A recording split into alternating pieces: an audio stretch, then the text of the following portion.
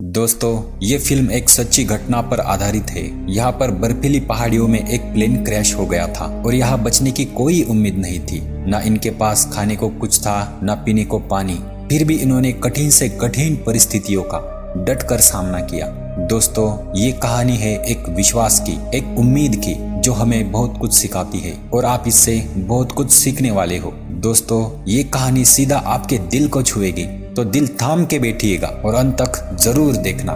ये कहानी अक्टूबर 1972 में शुरू हुई थी, जहां हम देखते हैं कि स्कूल के कुछ दोस्त रग्बी टीम में थे और वे सभी दोस्त प्लान कर रहे थे एक ट्रिप पे जाने का। तभी एयरफोर्स की फ्लाइट सेंटिगो जा रही थी और उसकी टिकट काफी सस्ती थी। तभी सभी दोस्त अपनी और अपने परिवारों के लिए टिकट बुक कर लेते हैं। इस फ्लाइट में लगभग 45 पैसेंजर जा रहे थे। तभी प्लेन टेक ऑफ कर लेता है और कुछ देर बाद अचानक से हिलने लगता है। उनका दोस्त कहता है कि यहाँ पर एक पहाड़ है और ये पहाड़ चीजों को आकर्षित करता है, तो इस वजह से फ्लाइट एक दूसरा रूट लेती है ताकि वो सेफली से अपनी मंजिल पर पहुंच सके। इनमें से कई लोग ऐसे थे जो अपने देश से पहली बार बाहर जा रहे थे। कुछ देर बाद प्लेन बर्फीले इलाकों में पहुंच जाता है। तभी अचानक उनका प्लेन हिलने लगा और अचानक ही वहां बर्फ का तूफान आ जाता है, जिससे प्लेन बेकाबू होकर नीचे की तरफ जाने लगता है। लेकिन फिर भी पायलट ने इस तूफान से निकलने की कोशिश की,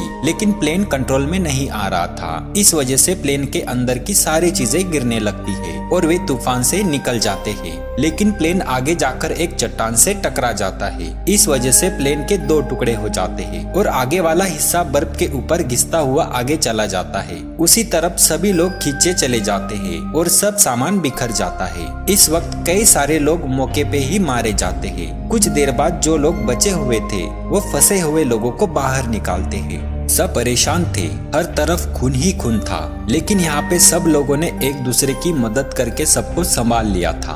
अब दो लड़के कैबिन का कांच तोड़कर पायलट के पास जाते हैं, लेकिन पायलट की हालत बहुत खराब थी और पायलट वहाँ पे दम तोड़ देता है। देखते ही देखते रात हो जाती है, टेम्परेचर गिरने लगता है। सभी लोगों का ठंड से बुरा हाल हो रहा था, इसलिए वो प्लेन के छेद को सामान और लाशों से ढक देते हैं। ठंड से बचने के लिए सब अंदर जाकर छुप जाते हैं। सभी लोग इस हादसे की वजह से गहरे सदमे में थे, तो कुछ लोग दर्द की वजह से चिल्ला रहे थे। तब बाकी लोगों ने उनको शांत करके सहारा दिया। अगली सुबह जब वे देखते हैं कि ठंड की वजह से 4-5 लोग मर चुके थे, अब तक तूफान भी थम चुका था, इसलिए वे सब बाहर आ गए। लेकिन उन्हें दूर दूर तक बर्फ की चट्टानों के अलावा और कुछ नहीं दिखाई दे रहा था और वे जहाँ फंसे थे वो जगह काफी नीचे थी और वे कब तक फंसे रहेंगे इसका कोई अंदाजा नहीं था। जिंदा रहने के लिए वे सभी सामान चेक करने लगे और उन्हें वहाँ से खाने पीने की और कुछ जरूरतमंद सामान मिल गया। अपना सारा काम करके बाद में वे सभी एक जगह पे बैठ जाते हैं और मिला हुआ खाना थोड़ा थोड़ा बांटकर खा लेते हैं।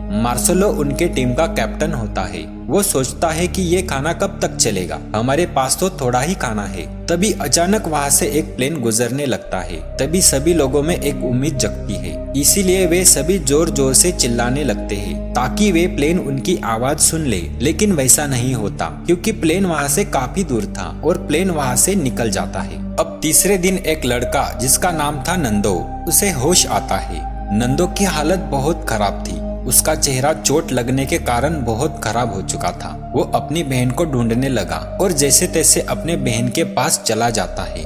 बहन की हालत बहुत खराब थी। नंदो अपने मॉम डैड के बारे में पूछता है, लेकिन उनकी मौत हो चुकी थी। उससे वे दोनों बहुत दुखी होते हैं। आगे हमें दिखाते हैं अब इनको पीने के लिए पानी चाहिए था, तो वे बर्फ पिघलाकर उसका पानी बनाते हैं और जैसे तैसे पीकर गुजारा करते हैं। साथ ही बैग के सहारे उन्होंने एक्स का निशान बना दिया था ताकि कोई हवाई जहाज वहां से गुजरे तो वो इन्हें देख ले और वो समझ जाए कि वहां पर कोई लोग फंसे हैं और उन्हें मदद की जरूरत है। चौथे दिन एक प्लेन दिखाई देता है और वे सभी उसको रिफ्लेक्शन के जरिए इशारा करते हैं, लेकिन प्लेन उनसे काफी दूर था।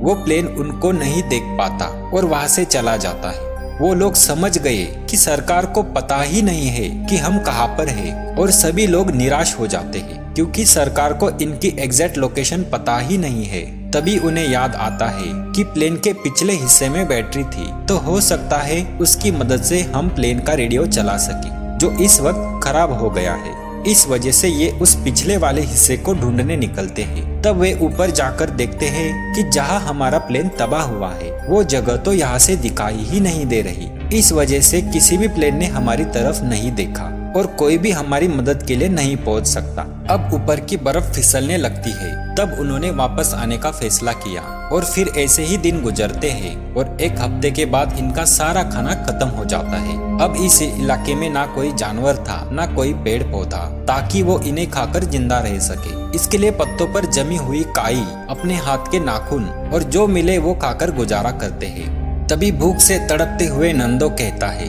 कि मुझे जिंदा रहने के लिए लाशों का मांस भी खाना पड़े तो मैं वो भी खा सकता हूँ।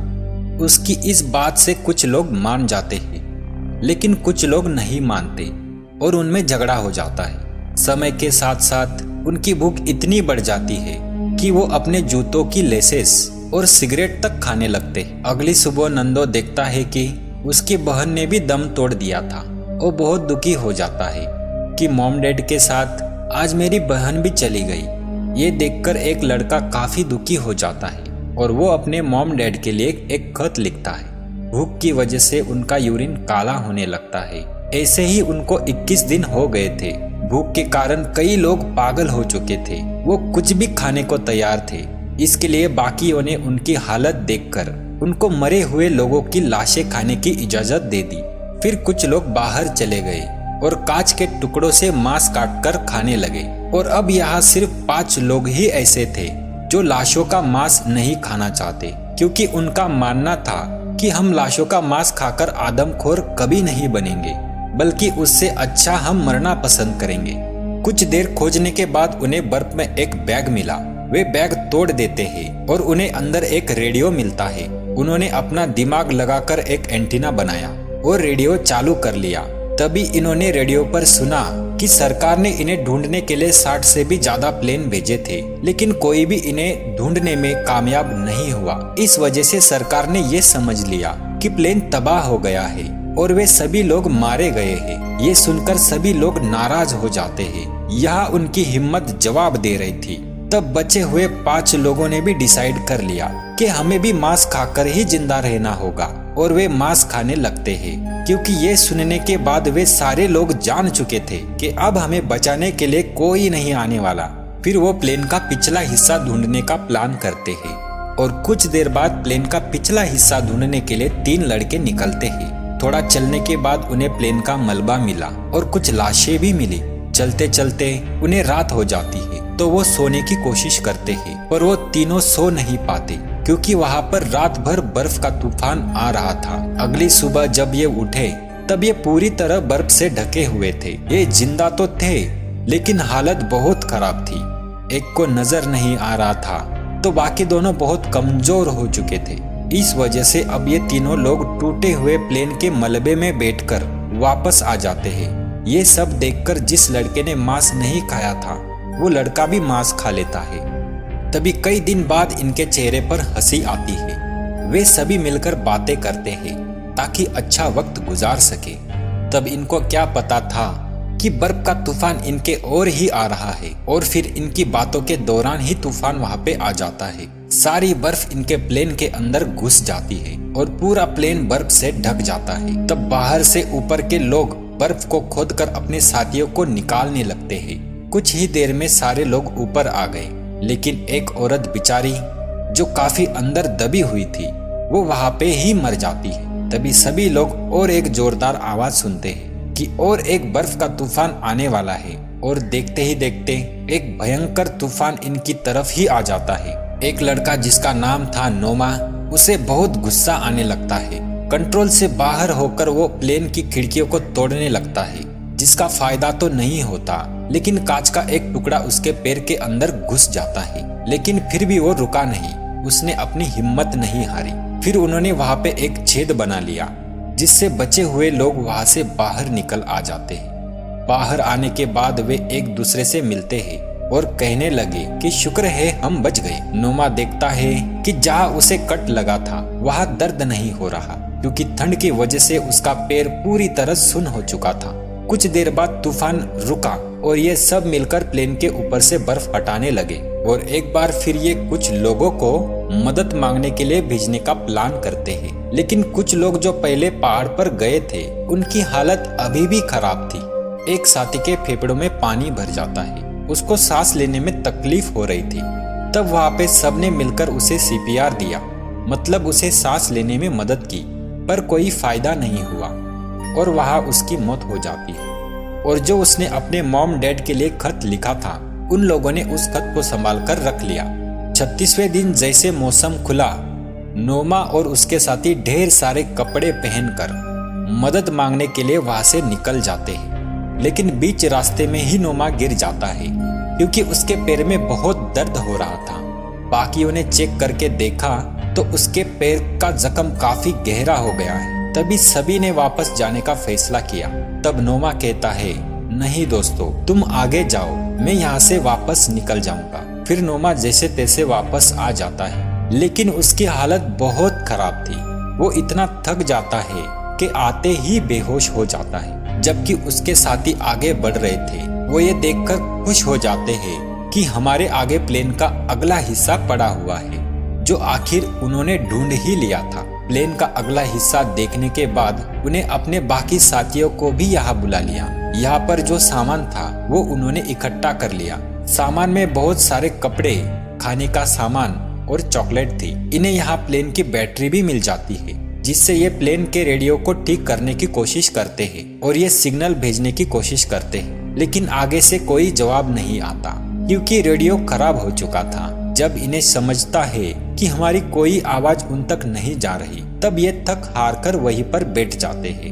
नोमा का जख्म दिन ब दिन बढ़ता जा रहा था, जो उसके पूरे जिस्म में फैल गया था। अब नोमा समझ चुका था कि मेरे पास अब ज्यादा समय नहीं है। इसके लिए उसने खाना पीना बंद कर दिया था ताकि मेरे हिस्से का खाना मेरे दोस्त खाकर जिंदा रह सके। और फिर वहाँ पे दिखाया जाता है कि उन्हें प्लेन के अगले वाले हिस्से में एक काफी बड़ा वाटर प्रूफ कपड़ा मिला, जिससे पानी नहीं जा सकता था। उन्होंने जोड़ जोड़ कर एक काफी बड़ा स्लीपिंग बैग बनाया, जिसके अंदर जाकर ये आराम से सो सके। फिर रेडियो पे इन्होंने न्यूज सुनी। इन्हें यहाँ पर फंसे हुए 58 डेज हो चुके हैं। तभी एयरफोर्स इन्हें ढूंढने के लिए एक प्लेन भेजता है कि किसी उम्मीद के साथ अगर ये लोग जिंदा हैं तो ये इन्हें मिल जाएंगे। फिर किसी ने कहा कि हमें मदद के लिए ऊपर जाना होगा।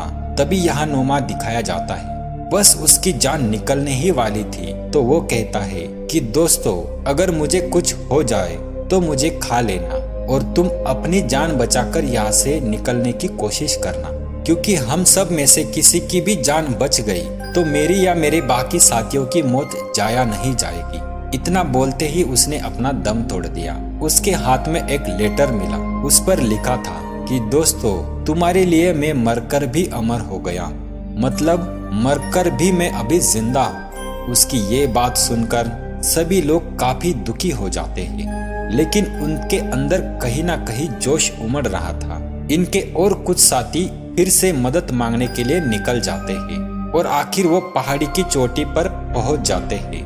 लेकिन वो ये देखकर हैरान हो गए कि अभी काफी लंबा रास्ता है। इसके लिए वो यहाँ पे बैठकर सोचने लगते हैं।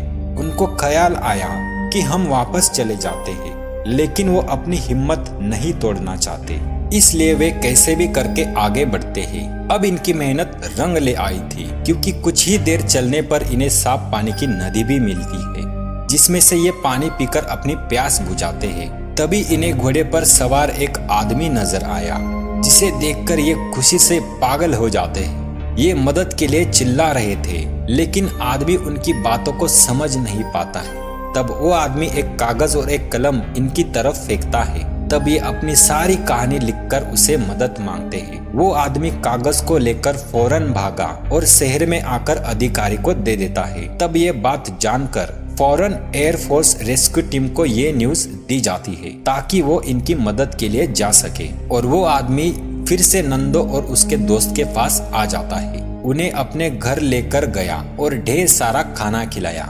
कुछ देर में वहाँ पर रिपोर्टर आ जाते हैं। उन दोनों से कई तरह के सवाल पूछते हैं। अब इनके साथी जो बर्फीली पहाड़ियों में फंसे हुए थे, ये खबर रेडियो पे ये सुन लेते हैं। जब इन्हें पता चलता है कि हमारी मदद के लिए यहाँ लोगों को भेजा जा रहा है, तब इन्होंने अपने हाथ मुंह धोए और अपना सारा सामान पैक कर लिया ताकि वहां से निकल सके। उनके चेहरे पर खुशी का ठिकाना नहीं था। आखिर 71वें दिन नंदो हेलीकॉप्टर लेकर दोस्तों को लेने आ गया। हेलीकॉप्टर को देखकर सारे लोग खुशी के मारे झूम उठे। उनके चेहरे पर खुशी का ठिकाना नहीं था और फिर इस तरह बचे हुए 16 लोगों को बचाया गया। फिर उन्हें जल्दी शहर लाया जाता है जहां उनका परिवार उनका बेसब्री से इंतजार कर रहे थे। अब सारे लोग एक दूसरे से मिलकर बहुत खुश हो जाते हैं, जिसके बाद उन्हें अस्पताल ले जाया जाता है। यहाँ पर हजारों आदमियों ने इनका हीरो की तरह वेलकम किया क्योंकि इन्होंने मुसीबत के वक्त में भी हौसला नहीं हारा था। ये अपनी बहादुरी की वजह से वहाँ से निकल सके। लेकिन इस रात ये सब लोग एक दूसरे से अलग नहीं सोए, सब इकट्ठे ही थे क्योंकि उस हादसे का गहरा सदमा इनको लगा था। उससे ये बाहर नहीं निकल रहे थे, लेकिन वह इस बात से खुश थे कि हमने कोशिश की, हमने हार नहीं मानी और हम बच गए। मुसीबतों का डटकर सामना करते रहे। जीना है तो जीना है, चाहे जो हो जाए। उनके सामने मुश्किल वक्त भी हार गया। ओके दोस्तों, मिलते अभी अगले वीडियो में। तब तक अपना ख्याल रखें और अगर आप इस चैनल पे नए हो तो चैनल को अभी सब्सक्राइब कर लो और वीडियो को लाइक जरूर करना।